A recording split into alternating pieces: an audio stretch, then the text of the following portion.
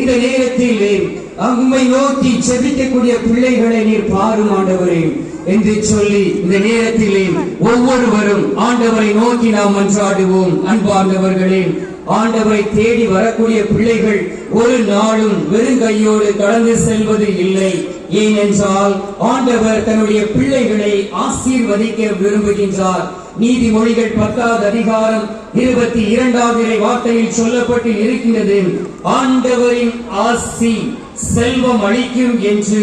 இணைச்சட்டம் 28:12 சொல்லப்பட்டு இருக்கிறது, நீயோ பல்வேறு இனங்களுக்கு கடன் கொடுப்பாய், நீயோ கடன் வாங்காது இருப்பாய் என்று ஆண்டவருடைய வார்த்தையில் சொல்லப்பட்டு இருக்கிறது. கடன் வாங்கி வாங்கி சோர்ந்து போய் இருக்கலாம். இந்த நாளிலே நீங்கள் நினைக்கலாம், எனக்கு ஒரு மீட்பு வேண்டும், என்னுடைய வாழ்க்கையில் இருக்கக்கூடிய பிரச்சனைகள் மாற வேண்டும், நோய் நொடியில் இருந்து விடுதலை வேண்டும், மருந்து மாத்திரையை மட்டுமே உண்டு கொண்டு வாழ்ந்து கொண்டு இருக்கின்றேனே, இந்த உடலில் இருந்து எனக்கு ஒரு விடுதலை வேண்டும் என்று சொல்லி, நோயில் இருந்து விடுதலை வேண்டும் என்று சொல்லி யாரெல்லாம் ஆண்டவரை நோக்கி குரல் எழுப்பி ஜெபிக்கிறீர்களோ, உங்களுடைய ஜெபத்தை ஆண்டவர் கேட்கக்கூடிய நேரம் இது. எந்த ஒரு பராக்குக்கும் இடம் கொடுக்க வேண்டாம், எந்த ஒரு கெட்ட சிந்தனைகளுக்கும் இடம் கொடுக்க வேண்டாம்.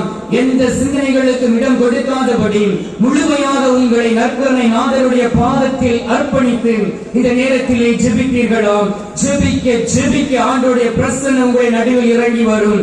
ஜெபிக்க ஜெபிக்க விண்ணகத்தின் கதவுகள் திறக்கப்படுகின்றன.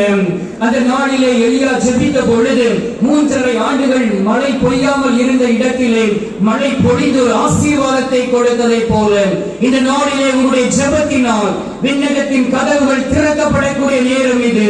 ஆண்டவராகிய இயேசு கிறிஸ்து விண்ணகத்தை திறந்து உயிருள்ள உணவாக உயிர்த்தெழுந்த ஆண்டவராக நமது நடுவில் வந்திருக்கின்றார். எனவே அவர் இந்த நாளிலே உங்களை பார்த்து சொல்கின்றார், இணைச்சட்டம் 15:18 நீ மேற்கொள்ளும் எல்லா முயற்சிகளிலும் உனக்கு ஆசி வழங்குவேன் என்று.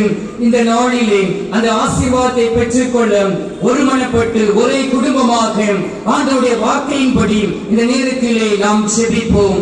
எங்கள் பரலோக தந்தையே, இயேசு கிறிஸ்துவே, தூயனல் ஆவியே, தகப்பனே, உமது அன்பு பிள்ளைகளாகிய நாங்கள் ஒரே குடும்பமாக உம்மை தேடி வந்திருக்கின்றோம். நீர் எங்கள் நடுவிலே உயிருள்ள தெய்வமாக, நற்கருணை நாதராக, எங்களை வலுவூட்டக்கூடிய தெய்வமாக இருக்கின்றீர்.